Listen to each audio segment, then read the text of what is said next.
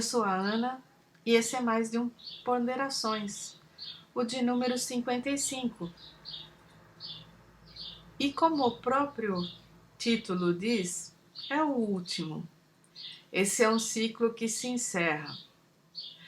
Eu chamei esse episódio de Vozes Legítimas, porque há muitas vozes na internet, há uma cacofonia interminável de gente falando para 2 pessoas, para 20 pessoas, para 200, para 2.000, para 200.000, para 2 milhões. Mas nem sempre as pessoas que falam para esses grupos falam por esses grupos. E isso para mim é algo que é muito importante. Saber não só para quem se fala, mas por quem se fala. Quem nós representamos? Quem é que se sente representado na nossa fala? Porque existe lugar de fala, existe poder de fala, existe uma ordem no discurso, existem dimensões e mais dimensões em cada uma das nossas falas. E principalmente, existe algo que é muito importante, ao menos para mim.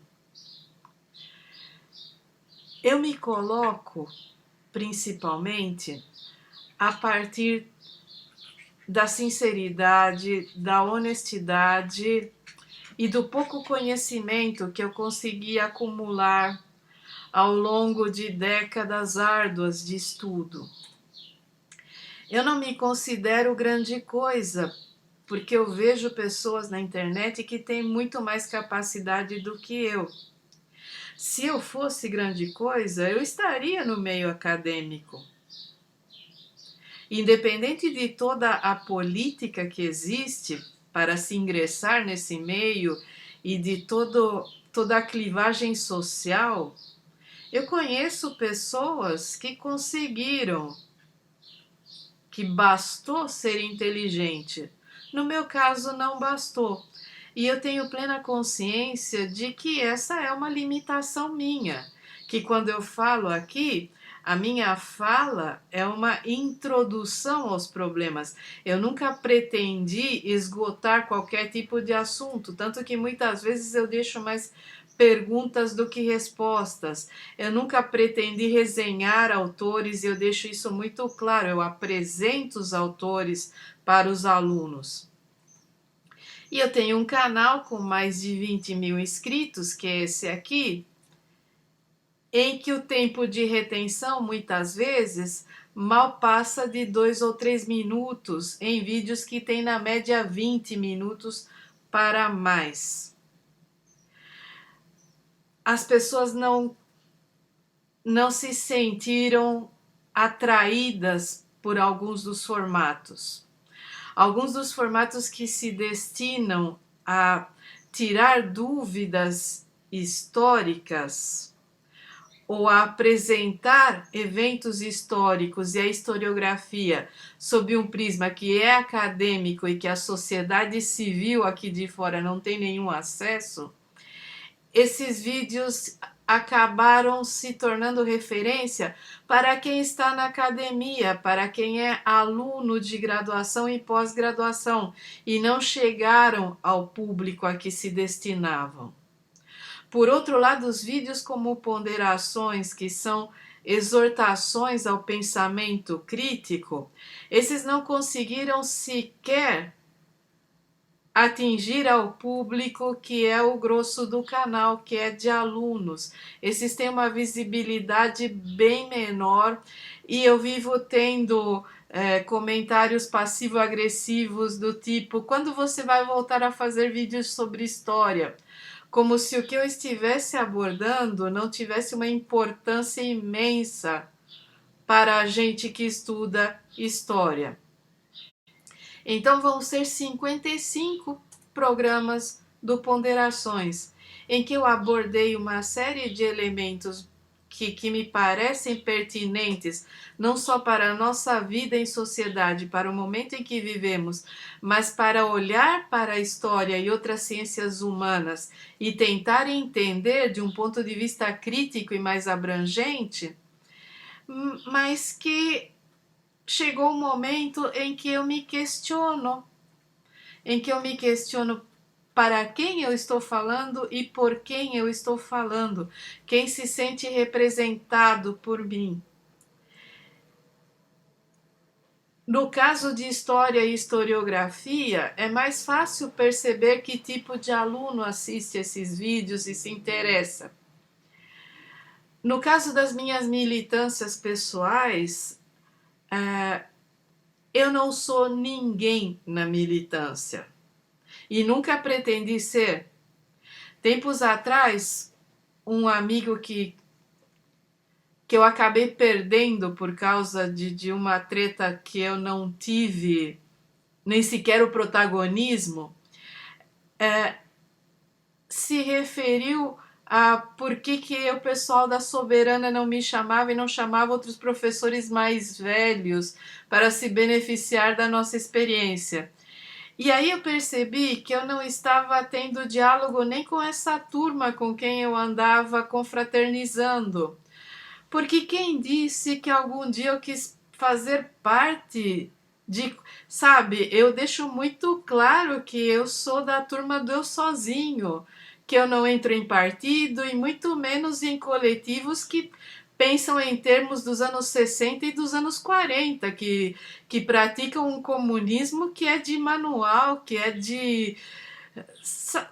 Que não tem relevância na vida real, que consegue seduzir alguns milhares de adolescentes, mas que quando esse pessoal se formar ou cuidar da vida, dificilmente vai continuar até mesmo sendo comunista. Então, eu percebi na fala desse meu amigo que não, que ninguém, nem mesmo as pessoas com quem eu tinha mais contato estavam entendendo meus pontos de vista. Isso já havia ficado claro em termos de feminismo. Não dá para conversar, são honrosas e raríssimas exceções entre os militantes masculinos em que se pode abordar o feminismo e a pessoa tem a capacidade para entender todos os nossos argumentos. A maior parte não tem. Alguns se esforçam muito e outros nem isso. Então, quando eu percebi que nem mesmo entre os meios em que eu confraternizava, eu estava me fazendo entender, eu comecei a me questionar se eu não sou mais uma daquelas vozes excêntricas, mais uma daquelas vozes que daqui a algumas décadas vão ser colocadas em um manual dos malucos da internet. É claro que eu sei que eu não sou. Eu estou fazendo uma hipérbole. Eu estou mostrando até que ponto a minha capacidade de autocrítica, incutida em mim por gerações de mulheres críticas da minha família, até que ponto a minha autocrítica chega. Mas eu perdi o gosto de andar em certos ambientes, eu perdi o gosto de falar por e para determinados grupos. No caso das feministas, todo esse feminismo neoliberal que briga por uma representatividade vazia e por pautas trabalhistas que nem sequer são de esquerda, e do outro lado esse feminismo trotskista que se a gente não se a gente não bate continência para a vítima da picareta, a gente nem existe. Eu me sinto bastante isolada. Então, eu pretendo continuar com esse canal, eu pretendo continuar com interesses temáticos, que é um formato de aula que eu gosto muito e que requer bastante pesquisa, e eu acho que esse ano vai ser o ano em que eu vou trabalhar muito mais no interesses temáticos, embora já estejamos em maio, parece que o ano já, sabe, um quarto, um terço desse ano já foi. Mas eu vou continuar no meu canal Museu História e Artes, porque eu estou adorando fazer crítica social usando filmes, quadros, livros e esculturas como suporte e veículo para essas críticas. E eu creio que ali há muito material ainda para ser trabalhado. E vou continuar no Radicalhas com a Thalita Cabral, porque eu penso que o tipo de diálogo que eu tenho com a Thalita é o que sempre me faltou nesses meios mais masculinos, em que mesmo os caras que eu gosto muito, como o Rafa lá do Boteco Connection e o Laerte, que está sumido do canal há tempos, o Guilherme do Delongas, o Guilherme Rauis do Chimarrão Marxista, mesmo e o Cláudio Porto dos Jovens Cronistas, são canais em que eu gosto de conversar, são canais em que eu me sinto bem. Com nenhum deles eu tenho o mesmo tipo de diálogo que eu tenho com a Thalita. Essa liberdade, essa cumplicidade, essa maneira de, mesmo a gente não concordando com um monte de coisas, eu não tenho que me desculpar por pensar diferente, a gente se entrosa, a gente discute os assuntos de uma maneira descompromissada, mas que ali há profundidade. Então eu pretendo continuar no Radicalhas e pretendo participar mais da elaboração da pauta. A gente tem muita coisa para discutir em termos de política, com uma abordagem que não seja essa abordagem interneteira, né? Que é aquela coisa, ou você concorda comigo, ou você some da minha frente, ou você vai tomar em determinados lugares, ou, sabe? Essa coisa que essa exudação de testosterona que vem de diversos canais, em que toda vez que a gente expressa uma opinião contrária ou divergente, acaba recebendo um vídeo de enquadro ou acaba sendo silenciada em plena live.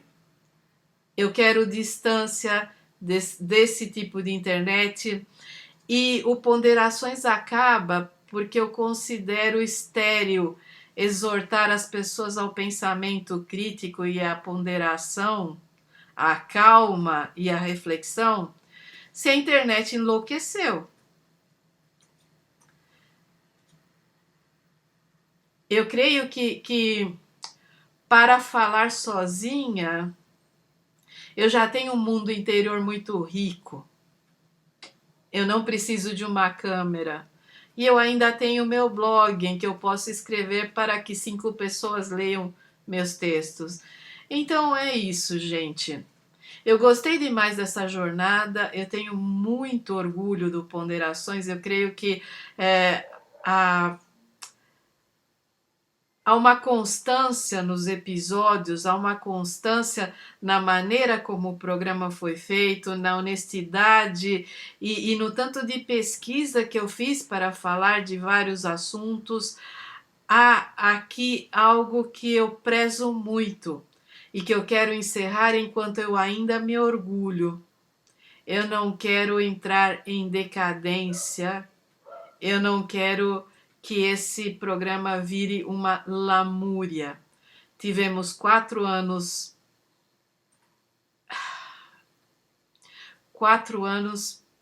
medonhos sob a égide do capitão. Tivemos 2 anos críticos sob a égide do golpista, do vampiro.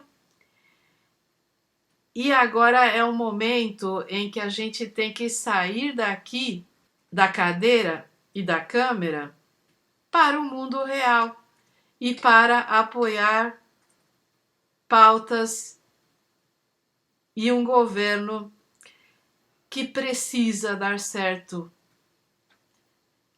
que não tem sequer a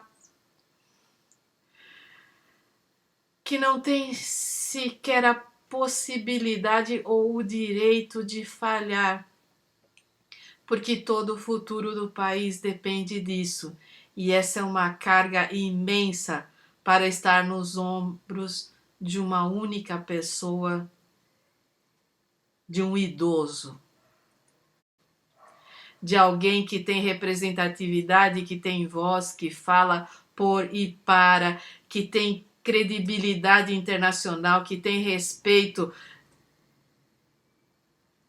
mas que está sendo acossado não só pela extremíssima direita, pelos fascistas, pelos ultras, pelos cristãos, por todos esses grupos deploráveis de gente que não deveria nem existir em uma sociedade civilizada, mas também por setores da esquerda que estão na base do que o Angeli simbolizou no 68 e no Nanico de uma maneira magistral, quando o 68 vai escrever suas memórias e começa com alguma coisa do tipo: chovia muito naquela noite em Moscou em 1905 ou em 1917, eu não vou lembrar, há uns 30 anos que eu li esse quadrinho, mas que é genial, porque é uma sacada de que é uma esquerda que está vivendo lá, que pode até dominar as mídias do século XXI, mas que a mentalidade ficou lá nas 2 primeiras décadas do século XX, quando muito em maio de 68. E essa esquerda se vê no direito de criticar um governo que está se esforçando para que a gente não mergulhe de vez na barbárie. Então, eu creio que isso aqui se encerra, e se encerra, estou quitte com tudo que eu me propus e estou quitte com vocês que me acompanham. Quem gosta do meu conteúdo de história e historiografia vai continuar tendo esse conteúdo no Interesses Temáticos. Quem gosta do meu conteúdo de política, apoia a Thalita. Apoia a Thalita, que é a nova geração. Ela vai chegar muito mais longe do que eu cheguei. E quem gosta do meu conteúdo sobre indústria cultural, vai lá no Museu História e Artes e apoie também. E cuidem-se muito. Acabou a emergência, mas a pandemia não acabou. Então, vacina, máscara, todo cuidado é pouco se você é de um grupo de risco. Um grande abraço e até a próxima.